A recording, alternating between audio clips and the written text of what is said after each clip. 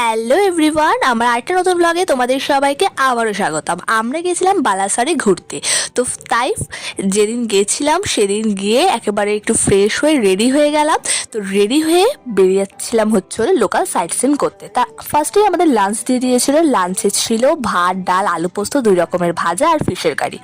তো খেতে ছিল দুর্দান্ত ভালো প্রত্যেকটা খাবারই। তারপর আমাদের হোটেল থেকে গাড়ি দিয়ে দিয়েছিল। আমি এই ব্যাপারে ফুল ডিটেলসে ভিডিও তোমাদের সাথে বড় ভ্লগে শেয়ার করব। তো ফার্স্টে বলে দিই আজ কোথায় কোথায় ঘুরতে গেছিলাম।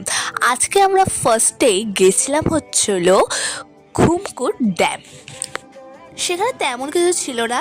তো তারপর আমরা গেছিলাম হলো বিশ্বেশ্বর পাহাড়। বিশ্বেশ্বর পাহাড়ে বেশ ভালো লেগেছে জায়গাটা। মানে তুমি পুরো পাহাড় বেয়ে ওপরে উঠছ। তো ওখানে বেশ অনেক মন্দির আছে গুহার ভেতর ভেতর। তো আমরা সেখানেই যাচ্ছিলাম, আর সেখানে একজন পুরোহিত আমাদেরকে নিয়ে যাচ্ছিল আর সব ব্যাপারে বলছিল কোথায় কি আছে ঠাকুর। কারণ উনি না থাকলে আমরা অবশ্যই জানতাম না যে কোথায় কোন গর্তে কোন ঠাকুর আছে। তো উনি বেশ আমাদেরকে বোঝাচ্ছিল এই গুহার ভেতরে একটা গর্ত আছে।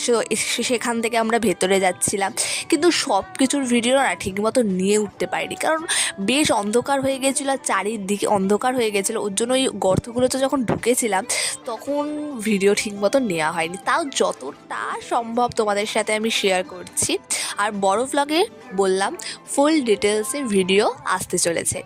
তো তারপর দেখো আমরা পুরো পাহাড় উঠতে উঠতে বেশ অন্ধকার হয়ে গেছিলো। তো তারপর আমরা গেছিলাম একটা স্টোনের মানে মূর্তি তৈরি হয়। তো সেখানে গিয়ে দেখছি এত সুন্দর সুন্দর সব ঠাকুর বলো, তারপর অনেক কিছু ধরনের মূর্তি, মানে এত সুন্দর হাতের কাজ, মানে দেখে তো আমাদের সত্যি খুব খুব খুবই ভালো লেগেছে। তো আজকে এই 3টে লোকাল সাইট সিনই করিয়েছিল, কারণ বেশি করায়নি, কারণ পরের দিন ছিল প্রচুর সাইট সিন। তো তো এইটা করেই আমরা বাড়ি চলে এসেছি। তো বাড়ি চলে এসেছি মানে হোটেলে চলে এসেছি। তো হোটেলটা মানে রাত্রিবেলা এত সুন্দর লাগছিল কি আর বলবো। চলো তোমাদের সাথে শেয়ার করি আমাদের হোটেলটা। দেখতেই পাচ্ছ হোটেলটা এত সুন্দর লাগছিল, মানে মারাত্মক সুন্দর লাগছিল, এত সুন্দর আলো দিয়ে সাজিয়েছিল।